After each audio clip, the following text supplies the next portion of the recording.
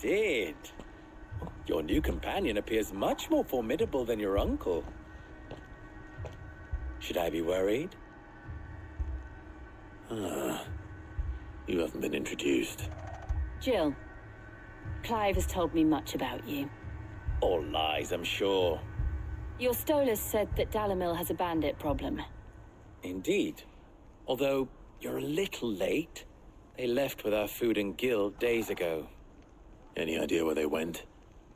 The desert's a big place. Your guess is as good as mine. But the fact is, I have more immediate concerns. What did you say to me? What did you say? As if by magic. Let's just say we've yet to reach a consensus about how to solve Dalamil's little problem. And at this rate, it won't be the actions of the bandits which prove to be our undoing. It will be our own. I've tried reasoning with the dissenting parties, but even the Desert Hare has limits. Perhaps we could talk to them. What makes you think they'll listen to us? What makes you think they won't? She makes a fair point, Sid.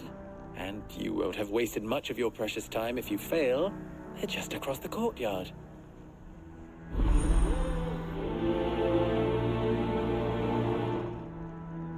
Suppose we just follow the shouting.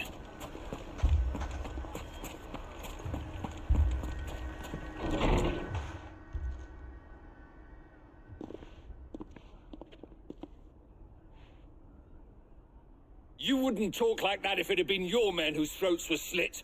Blood for blood, it's the only way. We hire mercenaries and have them mount the bandits' heads on our walls as a lesson to the rest. And what happens when those mercenaries are slaughtered like your men? Are you going to hire more? We're better off using that coin to buy food and supplies. If we hire mercenaries, the only thing we're buying is the bandits' ire.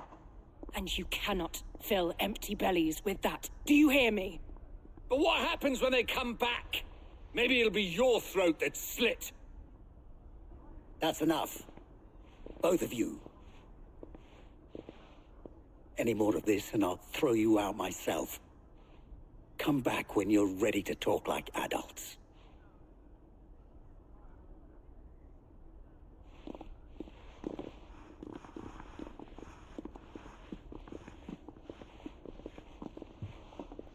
Victor. What's he doing here? Sid. And Lady Jill. What brings you here? I was about to ask you the same thing. Costness is in chaos, and the markets have all but ceased to operate. The Briar's Kiss here in Dalamil is the only place I can reliably obtain supplies. I was here to do just that when Master Lubor told me of his troubles. He thought I might be able to talk some sense into these fools. But if you're here, I suppose his patience must be waning. Who are those people? Those were the thorns in Lubor's side. And the reason this place might be headed the same way as Costner's. It's these accursed skies. The darkness is enough to drive a man to madness. Or an entire city, for that matter. We're still working on the skies. But in the meantime, perhaps we can find a solution to Dalamil's problems. I hope so. For all our sakes.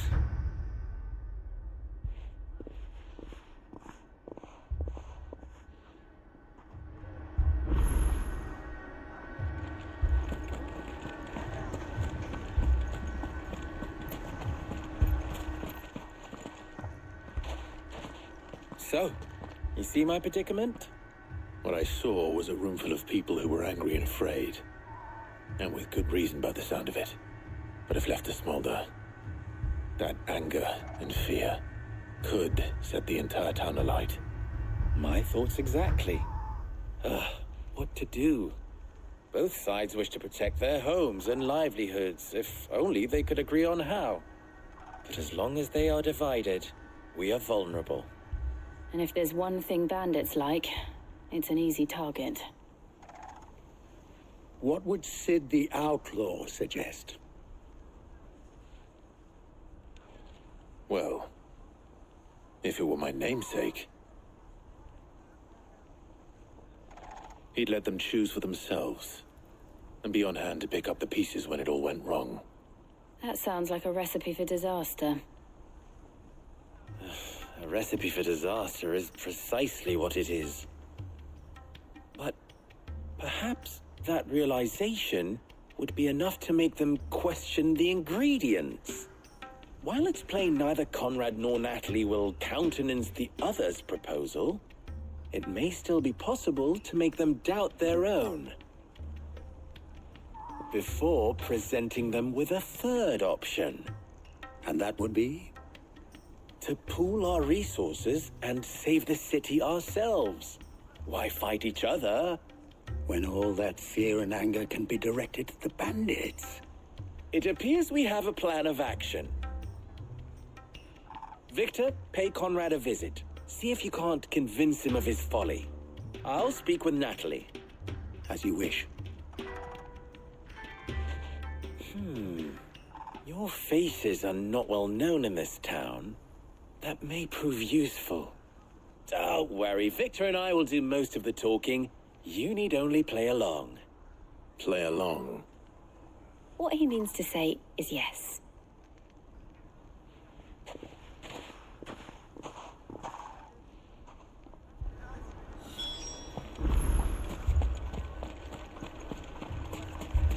Picture it, Conrad.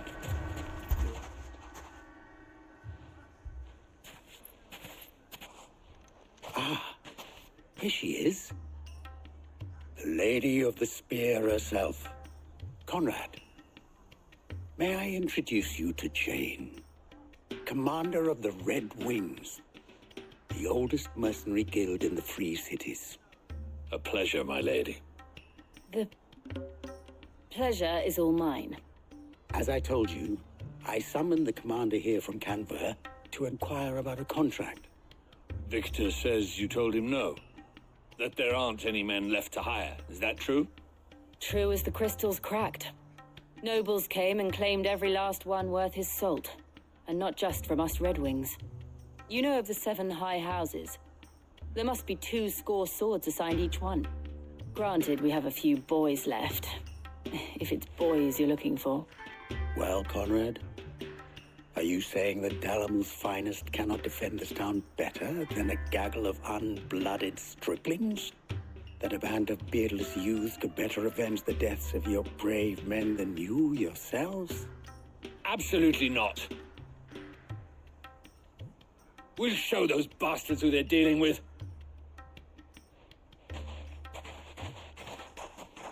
I can't believe that actually worked.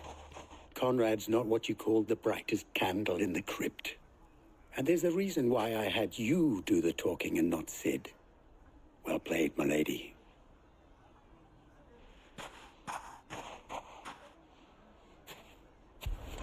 Then let us band together and show these brutes that Dalamil is not to be trifled with.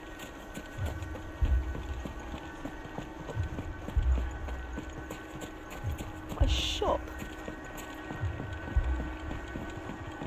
If I had my pickaxe, I would... I mean, it may still be possible to buy something. Ah, here he is now. Natalie, allow me to introduce Lord Underhill of Randalar's prestigious League of Merchants. Lord Underhill. At your service. Underhill. I was just telling the good lady of our conversation, my lord, and how you were lamenting the state of the capital's stores. Lubor says that not only are the granaries almost empty, but that war and the Blight mean this season's harvest won't be enough to fill them for winter. Indeed, certainly that is the case. The nobles in the capital are buying up the city's stocks of barley and wine, driving the prices higher than most commoners can afford. It is only a matter of time before the peasants revolt. It is worse than I thought. If what Lord Underhill says is true, I fear we have little hope of supplementing our stores, meager though they regrettably are. And while I applaud your endeavors to dissuade our more bellicose citizens from seeking vengeance, I sense Conrad is not wrong in his assessment of the bandits' likely return. Which means that now, more than ever, we will need to secure what little we still have. Food, weapons, herbs, everything. If our humble town is to endure not only this hardship, but those that are certain to follow, we must stand united. All right. If it will help to protect my home, I'll do it. But you needn't have gone through this charade.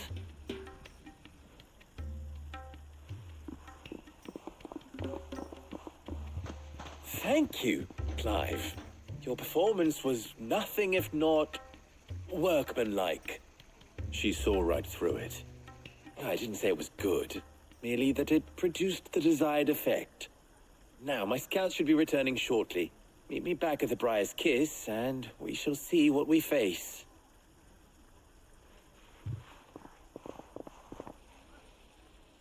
I'm not convinced our roles in this ruse were entirely necessary. I don't know. Conrad seemed quite taken with you. Mummy, I'm scared. Oh, I'm ruined. Good news, Sid. Both Conrad and Natalie have somewhat gracefully accepted their new roles. With time, they may even learn to. Time no longer appears to be the luxury it was before lunch. I take it your scouts found the bandits. Technically, it would be the bandits who found my scouts. It appears they march for Dalimil as we speak. All of them. You're not serious. They don't just want food, they want the whole damn town.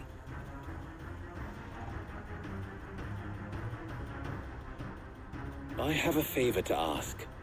I'm told the bandits march in two groups, one from the south and one from the desert, in a move doubtless intended to stretch our already gossamer-thin defenses. Very well. Jill and I will meet those from the desert. But what of the rest? The rest, my friend, the city shall fight. Together. The stakes, I concede, are high. But if this does not unite Dalimil, nothing will. That is a lot of faith to put into those who had their hands around each other's throats but a moment ago. Then it will be for us to see that their hands are kept occupied. And I do mean us. I thought you might say that. We'll hold them off for as long as we can. And we will do the same.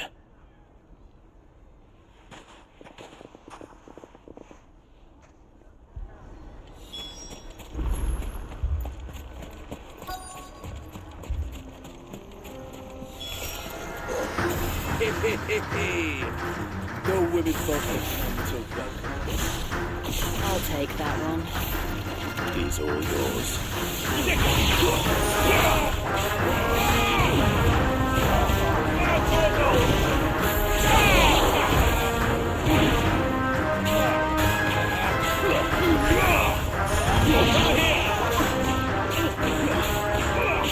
This one.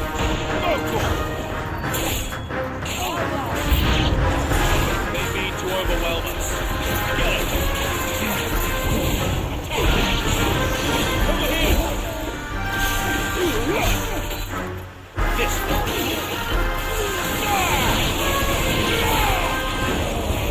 All yours, Torgal. Over here.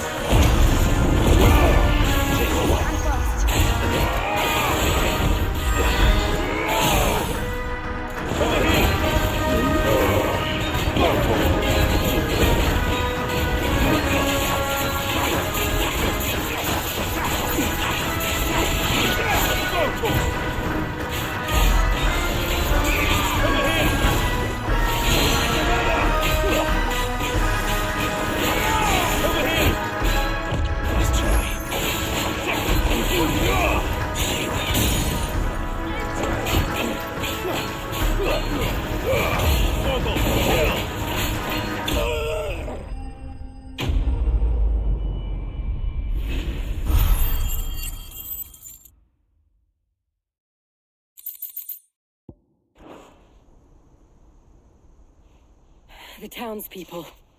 Could they have held out? I don't hear any fighting. What do you think? That we should hurry.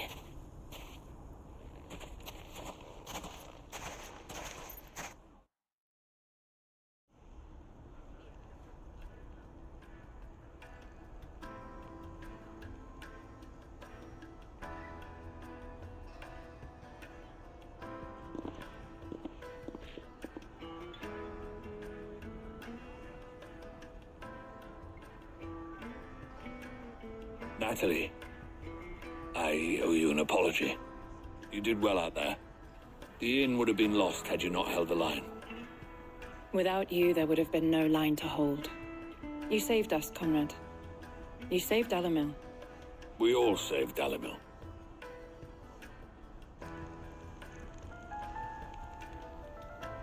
Conrad seems to have had a change of heart.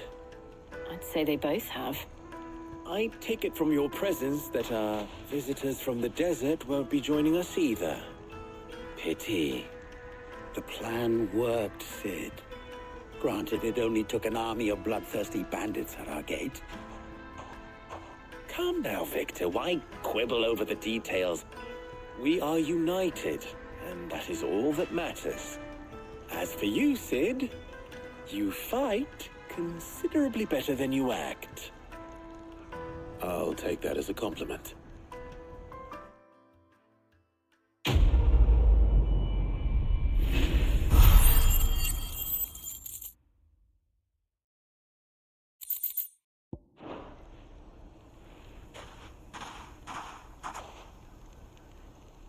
Our friends seem to have things under control. For now, at least. Let's go and put Otto's mind at rest.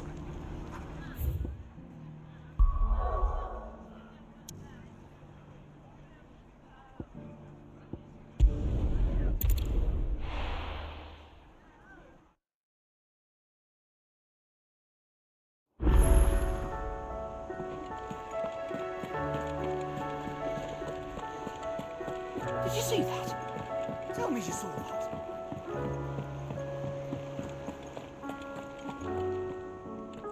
Was wondering when you turn up. Had ours from all our friends thanking you for your timely intervention. How is it you always manage to arrive at just the right moment? Luck, I suppose. Any word on the rest of the realm? Let's see. Storm's still crying out for mother crystals. The nations are still in chaos. And the skies are still the colour of a kick in the kidneys 2 days on. So... Right. Clive, we knew this was going to happen. Well, not the bleeding skies part, but you take my point. Now's not the time to second-guess yourself. Now's the time to visit the infirmary. Tyre says your brother's awake. Thank you, Otto.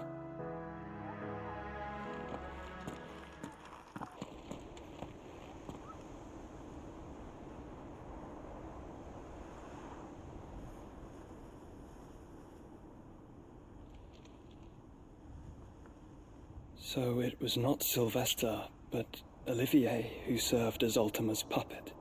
And when Dion learned of this, he sought to slay the fiend.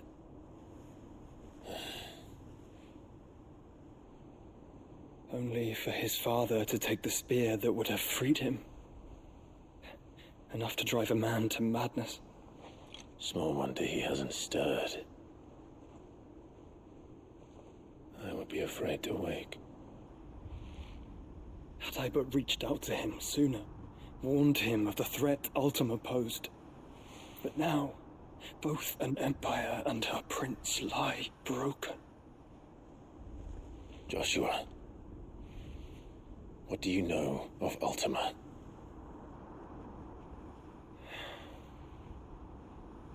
Very little, I'm afraid. Despite my best efforts. 18 years ago, as I lay buried beneath the rubble of Phoenix Gate, 'twas not death who came for me, but another. And it was while in my rescuer's care I first heard of Ultima. I've been chasing his shadow ever since. Ultima is driven by some deep, dark purpose, and for whatever reason, it would seem you are crucial to his designs. He will stop at nothing to have you, even if that means toppling an empire. But why me? What possible use could I be to such a creature? That is one of many answers that have eluded me. Yet, I am certain of this. It is not mere chance. You were chosen for a reason. All dominants carry within them the might of an icon. Nigh limitless power that is at once acutely limited. I wield fire, and only fire. And I only ice. 8 wardens for 8 elements. But you, Clive. You are different. You're special. Your abilities begin with the flames of Ifrit. But they do not end there. The fact Ifrit can even exist goes against everything we thought we knew of dominance. Perhaps Ultima has been waiting for one such as you, whose potential is truly limitless. I've encountered that thing several times now. If it or he, as you say, needs me, why hasn't he claimed me as he did the boy? Were I to hazard a guess, I'd say the two of you are somehow incompatible. His mind not properly attuned to your body. His mind. Mind, awareness, spirit, call it what you wish. But I believe Ultima to be an embodiment of the concept. This is why I struggle and fail to contain him here inside me. I'm sorry. Inside you? With every setting sun, I feel my strength wane. And though the Phoenix's flames mend the prison I have made for Ultima, they do so at a cost. We must find a means to bring an end to him before I meet my own. What were you thinking? It was that or let him take Clive. And I've always had a soft spot for my brother. But that doesn't mean you should sacrifice yourself to save me.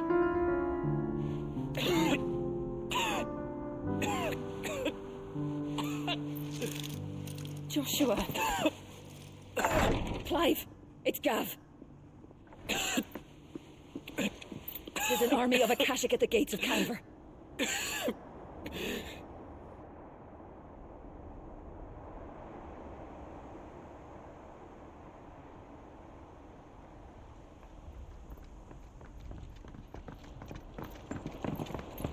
Well, what's the short of it?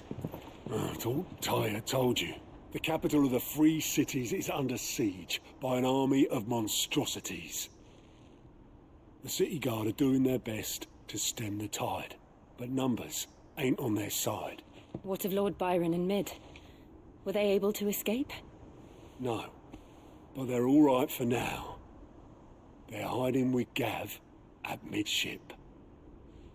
We have to get them out of there. And we shall. Otto, prepare a Stolas. Tell Gav to stay exactly where he is. Understood. Vivian, what's the swiftest route to the Free Cities? That sounds like a question for the map. Look here. This road, through Tabor, should provide the least trouble. Good. What a coincidence. Tabor is exactly where I'm bound. Joshua, bed is where you should be bound. You don't think I told him the exact same thing? Were Tyre not such a talented healer, I would surely have been inclined to agree. But, thanks to her ministrations, I feel I may safely rejoin my attendant, who is to wait for me in Tabor if we became separated. All right, we travel together. Clive. If he stays close to me, he'll be fine. Thank you, brother. I'll look after him.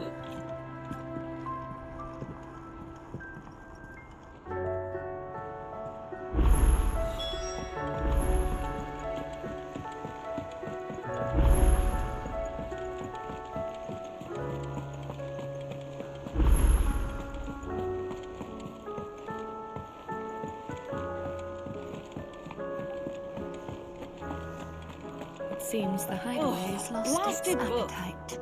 Here, you put me in this situation, Clive. You can bloody well get me out of it. I need a hand with a recipe. Are you sure it's me you're looking for? I'm not much of a cook. I'm all the cook will be needing, thank you very much. What I want from you is a little of your time, right? Oh, and perhaps your sword. You remember Ivan's stew, right? Well, despite the look of the thing, and that awful stench, people wolf it down. So I thought I'd try making one of these supposed masterpieces myself. Had a peek at the book and gave it a go, but, well... It wasn't as straightforward as you'd hoped. Ivan had the same problem.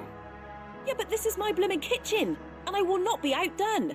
So if you don't want to be seen as playing favourites, I suggest you lend me a hand. I've never been one to play favourites, Molly. And I would be only too happy to lend you a hand. So, what's on the menu this time? A fried mortress of skyworm. That's one heck of a name, innit? Recipe seemed easy enough to an old hand like myself. Thought I'd followed it to a T. Only, turns out skyworm livers and drake's mint are not what I thought they were. At least I hope they're not, given the rancid mess they made. Ivan said the recipes in the culinary pilgrimage date back centuries. Who's to say the ingredients even exist anymore? Well, that's a question for a scholar, wouldn't you say? Perhaps you know of one? Kindly old fella who haunts the shelves, maybe? Fine. I'll go and speak to Harpocrates. Perhaps he'll know something. And if he does, I'll see if I can find your ingredients for you. You do that. Lest we forget, you've got a reputation to uphold.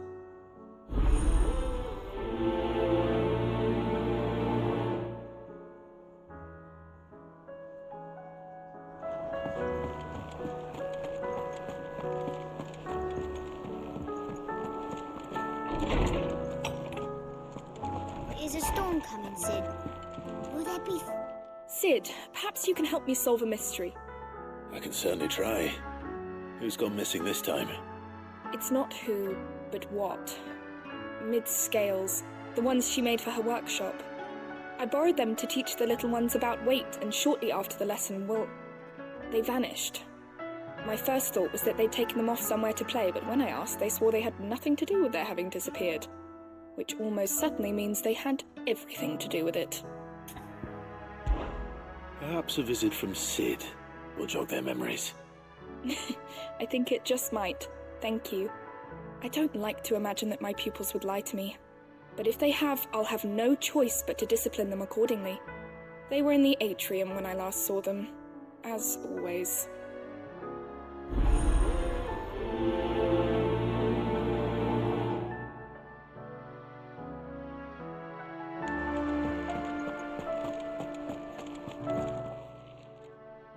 Lawsman Harpocrates. I've come to pick your brain if you don't mind. It's about the book you lent Ivan. Ah, Valicia, A Culinary Pilgrimage, a classic. One of my favorites, in fact. The young man did a wonderful job with the Chance's stew. I do hope we shall be able to sample more such marvels in due course. That's actually why I'm here. I don't suppose you know where I might find skyworm livers and drake's mint. Ah, so the fabled Sandbrequois delicacy is next on the menu. Delightful. The descriptions of fried mortress never fail to make my mouth water. Now, skyworm is a somewhat antiquated name for the wyvern, their ground livers being the paste from which the mortress is made. Dragon livers. How very Sandbrequois. One would have thought the disciples of Bahamut would have a touch more reverence for their icon's brethren, but apparently not. I believe the specific dragon the recipe demands is the blueback wyvern, said to be the very color of the sea beside which it resides. So we know where to look for our liver. But what about the drake's mint? Saint's bonnet in contemporary parlance, a herb which grows along the North Reach coast. I gather that one can locate the cheerful yellow flowers by their heady scent alone, so I'm sure you'll have no trouble finding them. I may add that people once believed game was best served with the flora that sustained it in life, in which regard fried mortress of skyworm is undoubtedly a typical dish of the time. Meaning that if I find one, I find the other. To Northreach, then. Best of luck, Clive. And do save me a bite once the dish is complete.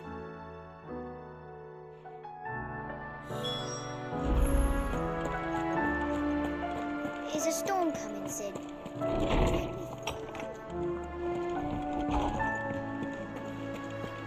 Seems the hideaway is hostage.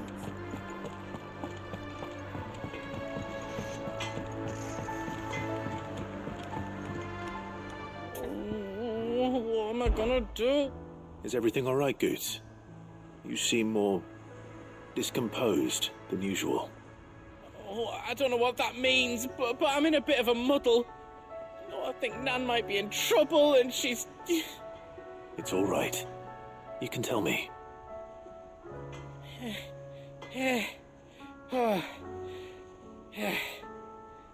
There was a trader came by. One of our usuals, like. Said he'd heard some rotten rumours about her down Dallimil Way. Folk are saying she's been selling to bandits and cutthroats and that. I mean, she's fond of a chance to make a coin or two, aye, but she'd never do business with baddies. Especially not the kind who go hurting people who haven't done out. I wanted to ask her about it myself, but I'm scared she'll give us a tongue lashing. She'd never give your tongue a lashing, though, would she? Don't worry. I'll speak to her. Oh, thanks, Clive. You'll let me know what she says, won't you? Of course. I'm sure it's all just a misunderstanding.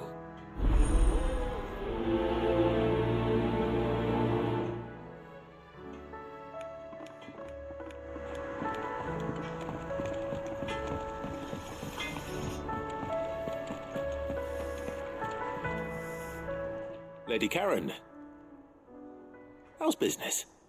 Not nearly as foul as the weather. You're doing good trade, then? Both in and out of the hideaway? Can't complain.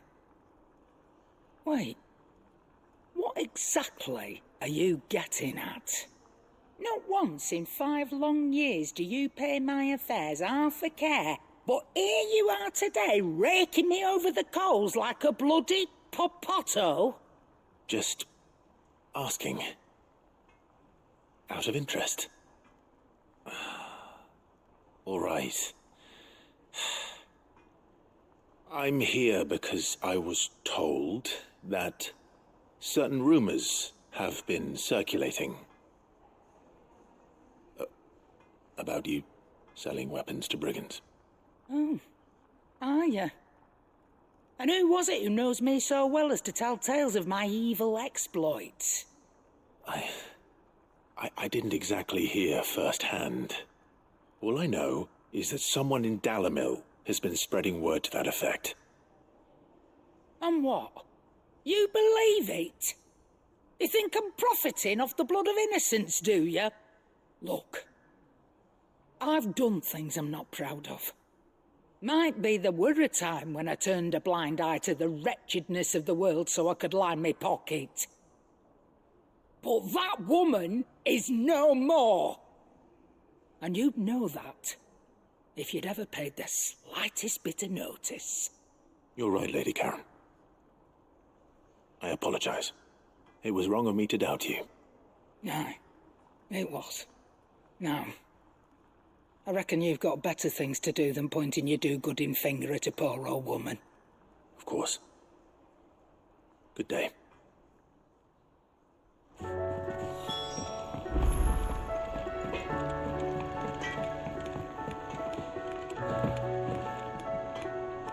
I spoke with Lady Karen. What did she say? That the rumors were unfounded, and that I was a fool for thinking they might hold any truth, along with some other things that made her feelings clear. And while it sounds like she may have done things she regretted in her past, she says those days are behind her. Oh, well, that's good. I knew Nan wasn't caught up in out bad. But why would people say she was? What did she ever do to them? It's not right. No, it's not. But people do things for all sorts of reasons. Perhaps we'll never know. Well, I'm going to find out. That trader, he said they were all talking about her in Dalimil. So that's where I'm going. I'll find someone who'll tell me, you'll see. Are you sure that's wise? Whoever's spreading these rumors means Karen ill. Oh, right. But that's why you'll be coming with me, isn't it, Clive? I suppose it is.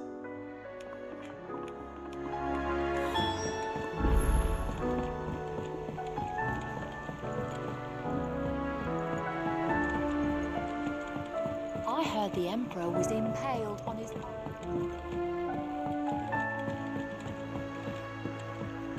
We're all gonna die! You hear me? The Akashic are coming! What do you reckon we should do? I say we should just tell Miss Shirley. You'll get us all straight.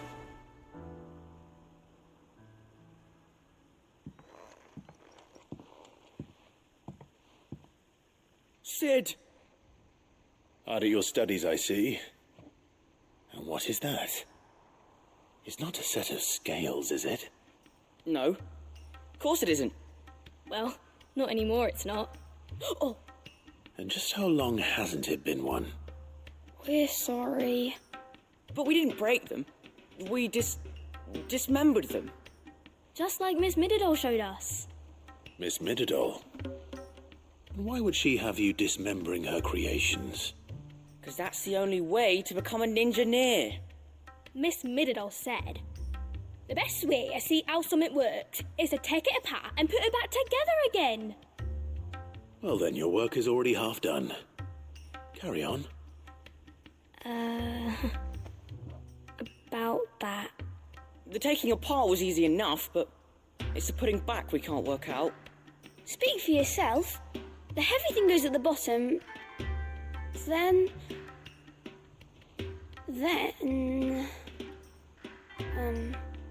You three need to learn to take responsibility for your actions. So let's have a look at these parts with fresh eyes, shall we?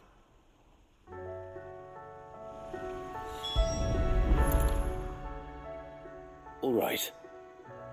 Everything here was once part of Miss Mididol's scales.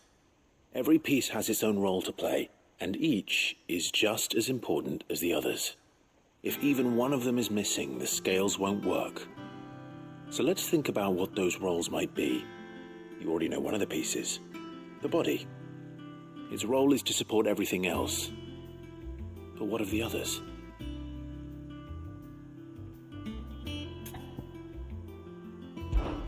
This is called the arm. Why do you suppose that is? It doesn't look much like an arm.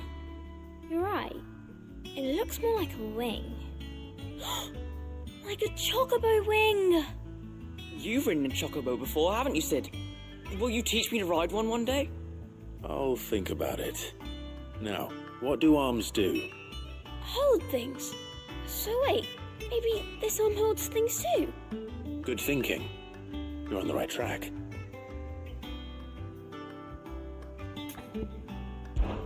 These round parts are called the pans. You all know what a pan is, don't you? I do. Molly uses them in the kitchens to fry bangers. But these aren't for frying bangers, you idiot. They're for weighing stuff. But what if I wanted to weigh Goots? I don't think he'd fit on that little thing. Probably not. What are the chains for? Holding the pans up? Well spotted. Which means something must hold the chains up in turn.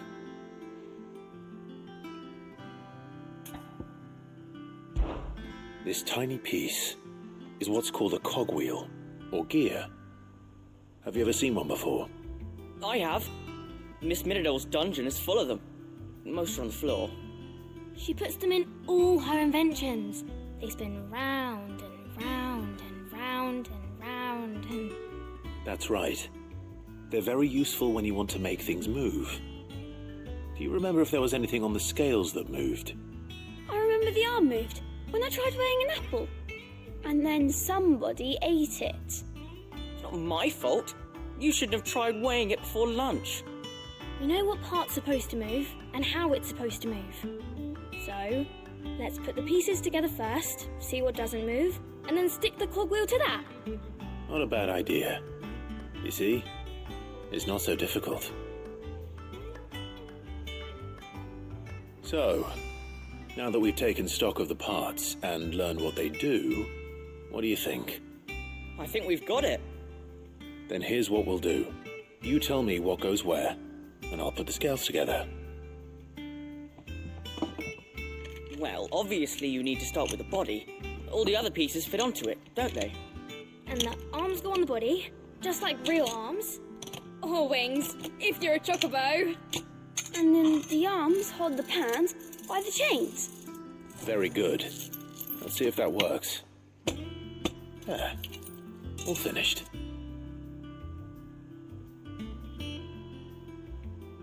Yes! We did it! Well, with Sid's help. Oh, I just put the pieces together. It was you three engineers who showed me how. That's right. We're Miss Mididol's hairs. Her hairs? Yeah, hairs for the future. She's showing us her secrets now, so we can help out the hideaway when we're older. What do you think, Sid? Are we almost ready? With a little more help from Miss Mididol and Miss Shirley, I'd say it won't be long at all. You hear that? It won't be long. Until then, though, do try to be honest with Miss Shirley.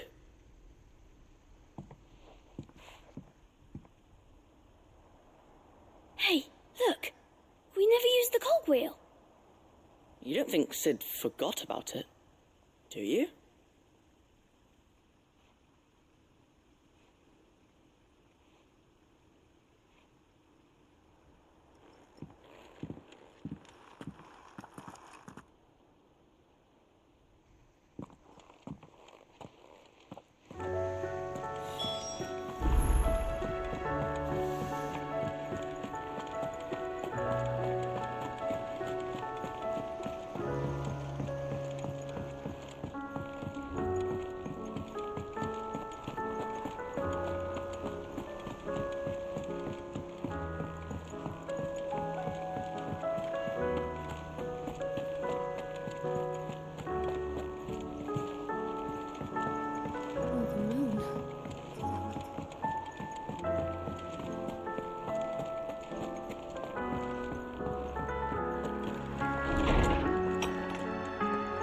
Is a storm coming, Sid? Will there be... Well, did you solve the mystery? It was as you thought. The children had the scales, or the parts of them at least. They dismantled them to see how they worked. Oh, no, Mid will have my head. Thankfully she won't. This might even have been her idea. Although I was the one who ended up teaching the lesson.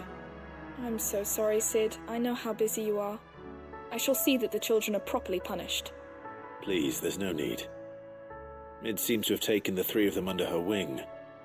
She's even calling them her heirs. She'd have them follow in her footsteps. And her father's. I see. Sid, do you know why Mid has been spending so much time at the hideaway of late? She told me it was because her studies have been interrupted by events in Canva.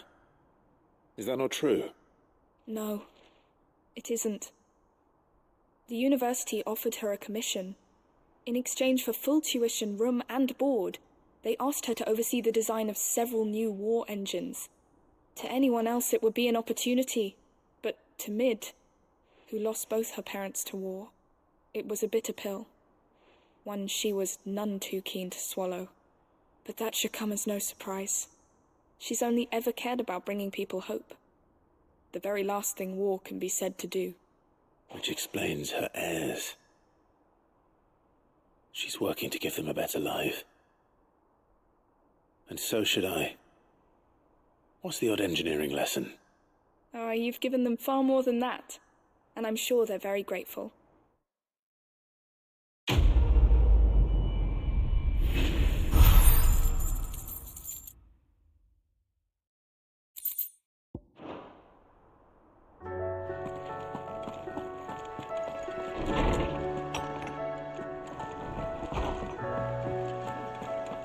Seems the hideaway is lost. Did you she the pair that got hauled into tires?